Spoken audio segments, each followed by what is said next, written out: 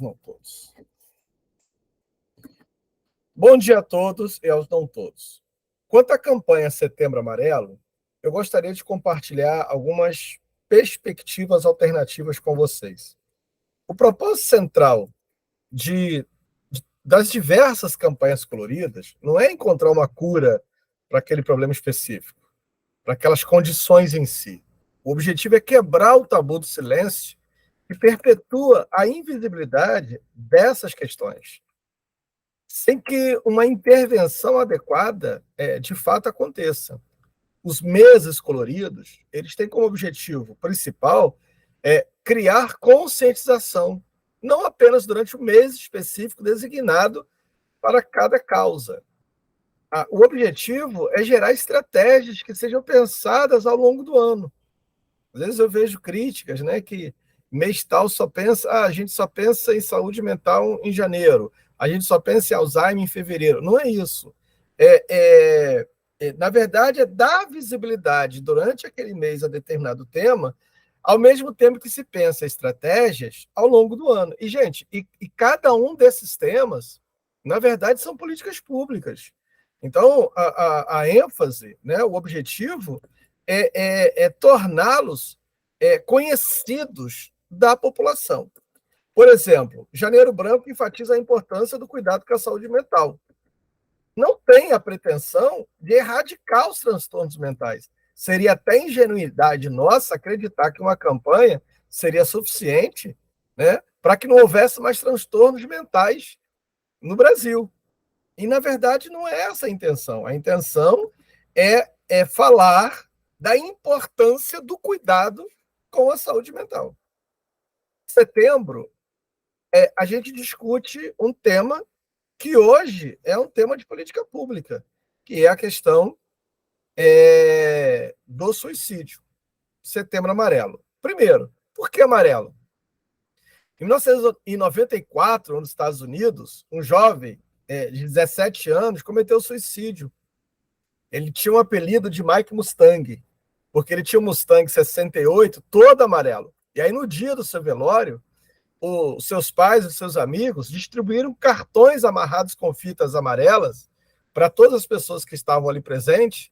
E nesses cartões havia uma ênfase na importância de se buscar ajuda psicológica para todo e qualquer sofrimento. A partir daí, inspirado nesse caso, né, o Setembro Amarelo foi sendo espalhado pelo mundo.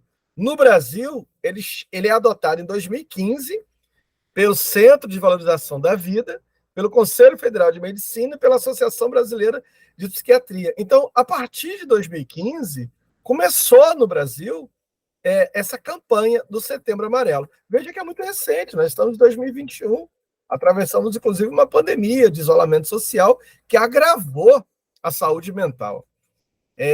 Outra questão que as pessoas falam será que falar sobre o suicídio não seria gatilho para que mais suicídios pudesse acontecer? Bom, isso tem a ver, né? Essa pergunta em si, ela tem a ver com um certo tabu sobre a morte. Eu sou psicanalista. Olha o que Freud fala na sua última entrevista com mais de 80 anos. Ele diz assim, ó, é possível que a morte em si não seja uma necessidade biológica. Talvez morramos porque desejamos morrer. Assim como amor e ódio por uma pessoa habitam em nosso peito ao mesmo tempo, assim também toda a vida conjuga o desejo de manter-se e o desejo da própria destruição. A morte é companheira do amor. Juntos, eles regem o mundo. É o que eu escrevi no meu livro, Além do Princípio do Prazer. No começo, a psicanálise supôs que o amor tinha toda a importância. Agora sabemos que a morte é igualmente importante. Biologicamente, todo ser vivo, não importa quão intensamente a vida queime dentro dele, anseia também pelo nirvana. Isso aqui é o Freud falando qual é a base da psicanálise. E, por incrível que pareça, há um certo tabu de tocar no tema da morte entre os próprios psicanalistas, quando Freud está dizendo que o tema da morte é tão importante dentro da psicanálise quanto o tema do amor. Por que desse tabu? Né? Por que a gente tem todo esse tabu? Porque há uma construção cultural em relação a isso. Por exemplo, Acreditar que a campanha Setembro Amarelo possa provocar um aumento na incidência dos casos de suicídio e possa ser uma espécie de um gatilho é semelhante a pensar que a campanha Outubro Rosa seja responsável pelo aumento do câncer de mama. Eu volto a enfatizar, o suicídio hoje é uma questão de saúde pública. E isso está atrelado a uma cultura ocidental de tabu sobre a morte. Há uma construção cultural simbólica e histórica em torno da morte na sociedade ocidental. Philippe Arrier vai trabalhar essa temática no livro dele sobre a morte no Ocidente. A morte transcende o mero processo biológico, é o que a gente viu aqui em Freud, porque ela está imbricada numa construção cultural complexa, né? Quando Freud chega a dizer que talvez ela não seja, talvez ela não esteja como um destino puramente biológico, talvez ela esteja relacionada ao desejo humano, isso significa dizer que é preciso falar sobre isso. No passado, por exemplo, a morte não era um tabu, ela fazia parte da vida cotidiana. O meu querido amigo Ronald, que é um historiador da morte, ele enfatiza que até o século XVIII não havia uma divisão tão rígida entre a vida e a morte. Uma boa morte, inclusive, esse é o termo que os historiadores da morte utilizam, implicava na presença dos entes queridos, dos amigos, das famílias, né, em cerimônias públicas, em sepultamentos em espaços comunitários. Na Idade Média, por exemplo, os cemitérios eram espaços de convívio social, vai dizer o Philippe Arrier, comércios, anúncios públicos, entretenimento. Gente, as pessoas faziam piquenique nos cemitérios, as pessoas se casavam nos cemitérios, as pessoas vendiam, faziam comércio, havia um convívio social. A morte era uma questão pública e comunitária. Havia todo um convívio social no cemitério. Vida e morte estavam atreladas, caminhavam junto a junto, ali lado a lado, entendeu? No final do século XVIII é que vai ocorrer a individualização dos túmulos. Né? O Michel Foucault, na Microfísica do Poder, vai dizer que isso vai acontecer não por motivos religiosos, mas devido a questões de saúde pública. E aí o medo da morte vai começar a emergir, levando a ideia, exatamente, como vai dizer Max Weber no Espírito do Capitalismo, levando a ideia de acumulação material, santificação por meio do trabalho e do lucro, né? Que é exatamente essa ideia do espírito do capitalismo. E aí, cada vez mais, o distanciamento entre o tema sobre o pensar a morte e a vida dentro da construção ocidental. E aí, no século XX e no século XXI, o que acontece? O silenciamento do luto. Vai haver a incidência da cor preta, do silenciar-se sobre isso. No século XXI, nós temos a invenção da privatização da dor, né? A redução da duração do luto. Hoje o luto, inclusive, faz parte do CID ou do DSM, tem tempo, foi privatizado, é medicalizado, entende? É medicalizado, há uma redução da duração do luto, então até determinado quantitativo é normal, passou disso, precisa se procurar um psiquiatra, precisa tomar medicamento, quer dizer, essa privatização da dor, do luto, da duração, ela é resultado exatamente da eliminação dos cortejos fúnebres, dos rituais tradicionais. Ela é resultado da comercialização das emoções relativas à morte.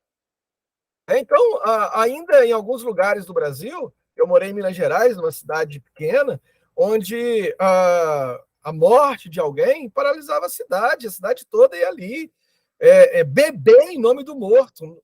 Havia choro, havia tristeza, mas havia também uma certa alegria, havia uma certa festa, né? Se relembrava episódios, que lá em Minas chamamos os causos, né?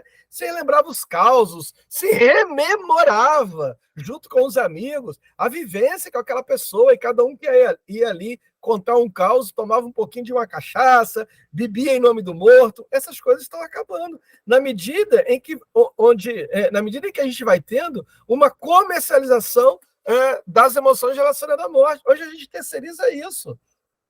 É um outro que vai enterrar os nossos entes, nem somos mais nós. Terceirizamos esse processo de morrer. E isso tem a ver com determinados fatores, né? Mas também está ligado à existência, né, do tabu sobre a morte.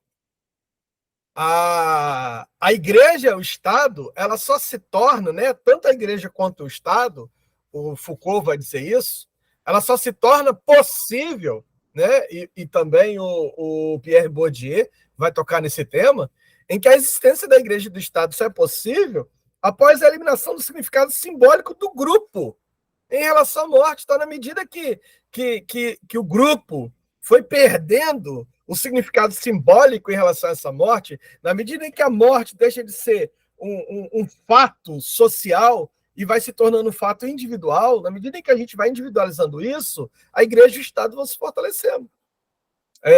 Tanto é que o enterro hoje é um caso do Estado, não é mais nosso, né? A gente vai tendo um processo de secularização que vai começar durante o Iluminismo, que vai separando o corpo e a alma, transformando a morte em uma questão médica. Se antes se morria em casa, hoje a gente morre no hospital. Não se morre mais em casa. É quase uma proibição morrer em casa, a não ser mortes súbitas, né? Hoje se morre no hospital. Então você tem uma questão médica que vai promover uma ideologia higienista, como vai dizer o Foucault, e que isso acabou colocando, né, o Malinowski, que inclusive tem um trabalho muito bacana sobre isso, que é Ciência, Magia e Religião, um clássico do grande antropólogo russo Malinowski, onde ele vai colocar que foi isso que acabou gerando uma hierarquização entre ciência, magia e religião. Quando ele afirma que não existe povo sem religião ou magia, e que a morte estava atrelada a todo um contexto social, a todo um contexto coletivo, na medida em que a ciência vai se tornando principal, na medida em que vai havendo uma hierarquia, né, a individualização da morte também vai acontecendo. Hoje, a antropologia questiona a hierarquização entre ciência, magia e religião, né? Reconhecendo, inclusive, que cada uma delas possui suas próprias práticas e crenças que vão dar sentido ao mundo. Daí a importância de se ler Malinowski em relação a isso. Por exemplo, em culturas africanas, os rituais de morte são valorizados por toda a comunidade. O morto continua a influenciar a vida dos vivos. Essa é a cultura africana. O morto continua a influenciar a vida do... O morto está aqui, está entre nós, está convivendo, né? O morto é valorizado pela comunidade. Em sociedades outras, como a sociedade melanésia, nem existe uma palavra para a morte. Não existe. Não existe um termo. Na língua deles não existe um termo para morrer, porque não tem uma distinção rígida entre vivos e mortos, né? Para eles, Deus, cadáver e vivos fazem parte de um único conceito, que é o que eles chamam de Baal. A morte não é vista como aniquilação. Nas sociedades ameríndias, né? Por exemplo, entre os Araueté, a morte vai desempenhar um papel na concepção das pessoas. Os vivos e os mortos estão entrelaçados em muitas comunidades ameríndias. Estão entrelaçados, com a morte tendo a sua própria importância social. Ela é vista de forma positiva. Então, a recusa e o horror da morte vai se manifestar em sociedades que enfatizaram exatamente a individualidade, né? Edgar Morin, dois teóricos importantes nessa temática, que é o Edgar Morin, que tem um livro sobre a morte, e o Claude Lévi-Strauss, eles vão colocar que a ênfase da individualidade se sustenta na recusa e no horror da morte. Então, quando a psicanálise traz a morte como tema principal, ela se coloca como um corte ali no processo individualista. Ela pensa exatamente na questão da massa, na questão do coletivo, na questão da cultura, do social. O sujeito na psicanálise, o eu, também pertence à massa. Entende? Então, numa sociedade extremamente individualista, como vai dizer o Zygmunt Bauman, né, você tem uma recusa do horror da morte.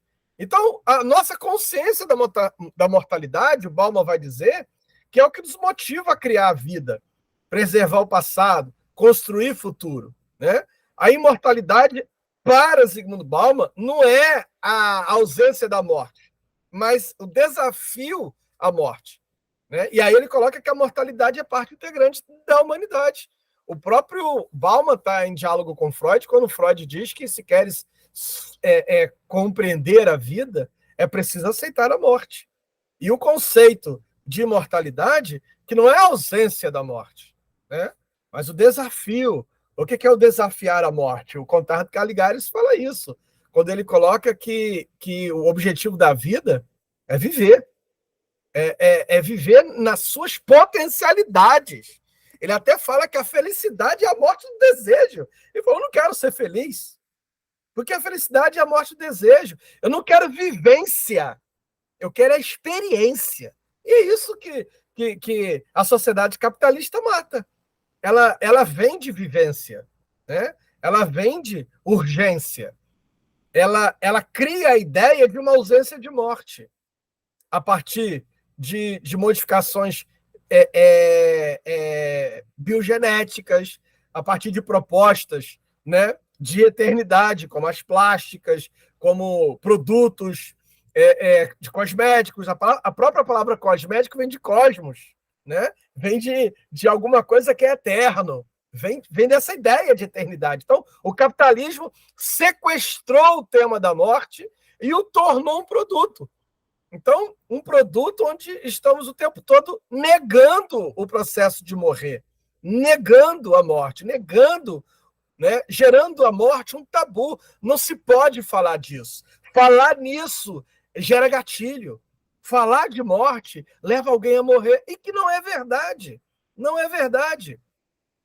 O que leva ao suicídio tem a ver com a produção capitalística, da individualização cada vez mais suprema, dos processos emancipatórios individualistas que causam distâncias entre os sujeitos, né? Então, e que evidenciam, inclusive, as diferenças, né? A Rodinesco, inclusive, fala sobre o fracasso do sujeito. No seu livro Por que a Psicanálise, tem um capítulo do fracasso do sujeito. Na medida em que a ciência vai simplificando o existir, né? Vai explicando as nossas experiências e os tornando insignificantes frente às simbolizações, quando o desejo se torna uma secreção química, né? Quando os laços afetivos não passam de dopamina e serotonina. Quer dizer, na medida em que vai se apropriando disso, a partir de um discurso que sequestra a experiência do viver, a vida vai se tornando vazia. A gente está vivendo a pandemia de uma vida vazia, de uma vida sem sentido. E sentido aqui no conceito do Grandes Sertões Veredas, do João Guimarães Rosa. Não é no sentido de ter um caminho, um sentido do soldado, né? Como vai dizer o poeta Mário de Andrade, quem faz sentido é soldado. O sentido de um direcionamento, que não é isso. Não é o sentido do coach, que diz o que você deve fazer, ou da ciência, que diz, de uma certa pedagogia, que diz o que você deve fazer ou não. Não é isso. É o sentido do Guimarães Rosa, do Riobaldo, o sentido de sentir.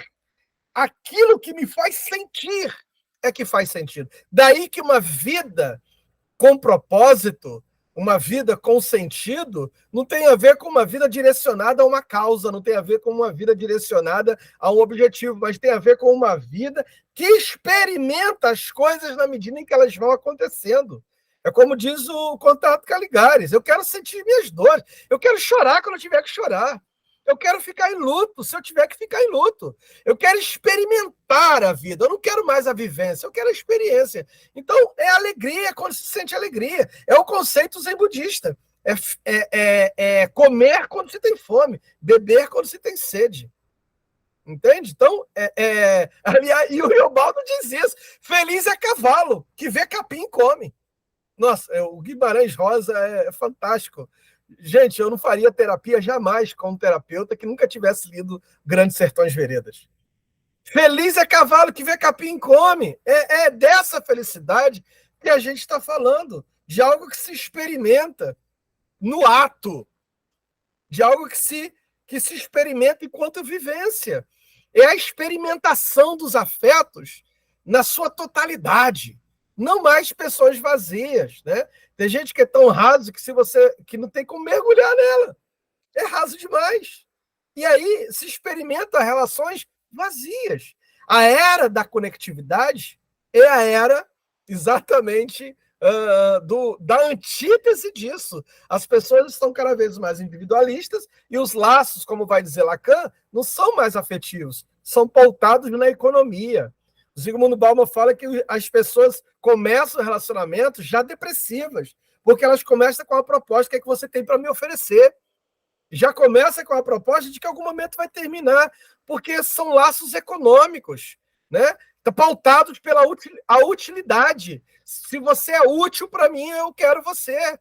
E eu tenho cada vez mais enfatizado que falar sobre vida é falar sobre morte, é falar sobre a inutilidade de se plantar um jardim, é falar sobre parar para cheirar uma rosa, porque ela vai morrer.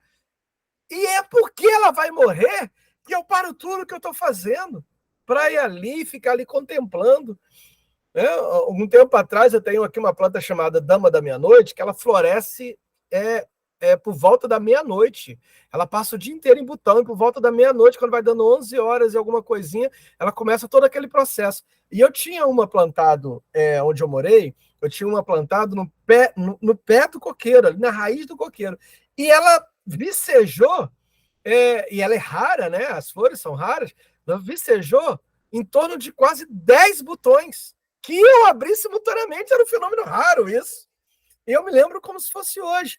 Eu peguei minha cadeira ali por volta de 11 e pouco da noite, peguei minha cadeira e sentei ali. E aí veio minha filha: pai, o que você está fazendo? Eu falei: eu quero presenciar o momento em que esses 10 botões de flores vão abrir simultaneamente. Aí, quando eu prestei atenção, já estava minha filha, minha outra filha, meu filho, minha esposa, todo mundo, até a minha cachorrinha, sentada ali, todo mundo ali em volta daquela planta, naquele ato mais inútil do mundo, sabe? Que era ver um botão se abrir. E aquilo se transformou num fato, se transformou numa memória. Aquilo se transformou num evento familiar. É disso que a gente precisa, sabe? Desses laços afetivos feitos em torno da inutilidade. O que o outro tem para me apresentar? Não tem nada. O padre Fábio de Mello, ele diz que o sonho da vida dele é um dia ele ser velho, tornar-se inútil e ter alguém que o coloque no sol e o tire do sol. Ele falou: amor para mim é isso. Ter alguém que, quando eu me tornar inútil, quando eu me tornar alguém que não tem mais nada para oferecer, eu tenho alguém que me coloque no sol e que me tire do sol. Então, quando a gente fala de Setembro Amarelo, a gente fala disso. A gente está falando sobre criar estratégias para que possam haver pessoas que sejam capazes de nos colocar no sol e de nos tirar do sol, ou seja, pessoas capazes de nos ouvir quando nós não tivermos mais nada para oferecer. Eu sou um terapeuta e eu digo isso. Eu sou alguém que estende a mão quando nem a pessoa quer mais ouvir a si mesmo. Essa é a função da terapia, sabe? Ouvir o outro quando o outro já não se escuta mais. Então, a morte é um tema complexo. É parte integrante da humanidade, culturalmente construído com significados variados em diferentes sociedades e momentos históricos. Então, é essencial refletir sobre essas perspectivas para que a gente possa ter uma compreensão mais profunda desse tema que é universal. A campanha de prevenção ao suicídio, ela busca popularizar essa discussão, ajudando a identificar sinais de alerta que possam incentivar a prevenção. É preciso pensar a morte, o suicídio dos homens pretos. É preciso pensar o suicídio das mulheres pretas que experimentam nas suas relações imensa solidão. É preciso pensar o suicídio dos jovens e adolescentes, cada vez mais experimentando mais cedo o vazio existencial das relações que não se conectam mais. A era da conexão. E, no entanto, as relações não se conectam mais, porque nós não nos permitimos mais ser atravessados pelo afeto, somos atravessados o tempo todo pelo capitalismo. Alguém pode dizer, mas é o mês que se vende mais camisa. Sim, o capitalismo está aí. Então também é o mês que precisamos resistir a isso. Que essas pautas elas não sejam pensadas só nos seus respectivos meses. Que elas possam ir além. O fato de muitos acharem que o suicídio é algo distante e que afeta poucas pessoas, acaba prejudicando essas discussões. Então, essas discussões elas precisam acontecer nos terreiros, elas precisam acontecer nas igrejas, ela precisa acontecer nas escolas, ela precisa acontecer na sua casa, com a sua esposa, com seus filhos, enquanto toma café, enquanto almoça, enquanto janta. Ela precisa ser pensada coletivamente, com os vizinhos, com o bairro. Ela precisa ser pensada em todas as instâncias sociais, inclusive nos lugares de trabalho. Trabalhos que nos levam à exaustão. É preciso que a nossa vida seja atravessada pelo prazer e não pela exaustão, sabe? De bater metas, de acúmulo de capital, de dinheiro. Trabalhar para ter. E nunca fazer uma construção sólida, afetiva, se quer perceber seus filhos crescendo e indo embora de casa, vivendo as suas vidas, sabe? Um cachorro que já está velho morrendo e você nunca teve tempo para dar atenção. O gatinho, o cachorro, um animal de estimação, a sua planta, o seu jardim.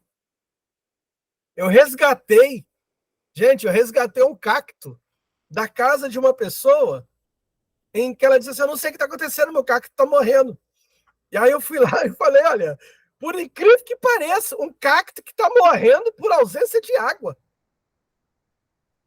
Eu fiquei assim, eu falei, como é que vocês conseguem fazer com que um cacto, quem sabe o que eu estou falando, cacto não precisa de muita água, mas precisa de alguma. E um cacto plantado num vaso, em que a pessoa sequer tinha o cuidado de vez em quando jogar um pouquinho de água. Quando eu falei, gente, se o cacto de vocês está morrendo por ausência de água, eles riram. Né? Ué, mas a gente achou que não precisava botar água. Pois é. Você nunca leu sobre isso, nunca procurou saber sobre isso. Eu falei, o que vocês vão fazer? Não sei, está morrendo. Eu falei, posso levar? Pode levar. E levei. E eu estou aqui com ele, cheio de flores. Porque é preciso cuidado. Tudo exige cuidado. Algumas coisas exigem um cuidado maior, outras exigem um cuidado menor. Mas todos precisamos de cuidado. Todos precisamos ser cuidados. Algumas pessoas são mais carentes, precisam de mais atenção. Outras não precisam de tanta atenção. Mas todos nós precisamos de alguma atenção. E é preciso ter esse cuidado. Às vezes a gente acha que alguém é guerreiro. Não, fulano de tal é guerreiro. Precisa de atenção. Aí vai lá e comete suicídio. E a gente fica assustado. Nossa, mas como pode? Ele estava tão bem. Ontem ele estava entre nós, sorrindo. É porque você achou que ele não precisava de cuidado nenhum. Que ele era forte, que ele era guerreiro. Mas ninguém sabe o que está aqui dentro. Ninguém sabe a dor. Ninguém é capaz de entender a dor do outro. Mas podemos ouvir. Às vezes, o que o outro precisa é só de alguém que sente ao lado dele e diga, eu estou aqui. Sem precisar de falar, sem precisar de nada, sabe? Só sentar ao lado. Só sentar ao lado. É disso. Um pouquinho de cuidado. Um pouquinho de cuidado. Como diz o Pequeno Príncipe, de Saint-Exupéry, né? No mundo que se faz deserto, temos sede de encontrar amigos. Às vezes é só isso. Então, embora o suicídio seja um assunto delicado, ele não pode ser um tabu. A gente precisa falar sobre isso. A gente precisa acolher para conseguir prevenir. Não se trata de falar sobre isso também só nesse mês, gente, mas gerar estratégias para todo ano, rever as estratégias. É por causa desse movimento do Setembro Amarelo que hoje nós temos canais importantes como o Centro de Valorização da Vida, que foi criado a partir desses debates. Para quem não sabe, você tem um número de telefone, 188, que é gratuito, em todo o território nacional e que funciona 24 horas todos os dias. E volto a enfatizar, totalmente gratuito. onde ali você vai conversar com um voluntário, vai ser atendido com respeito, com anonimato, com estrito sigilo sobre tudo que for falado, com pessoas treinadas para conversar com todos que procuram ajuda e apoio emocional. É importante. Vamos falar sobre isso. Vamos falar sobre as nossas dores. Agora, é importante falar com quem quer ouvir, né? Não é que não tenha, não é que eu não queira falar.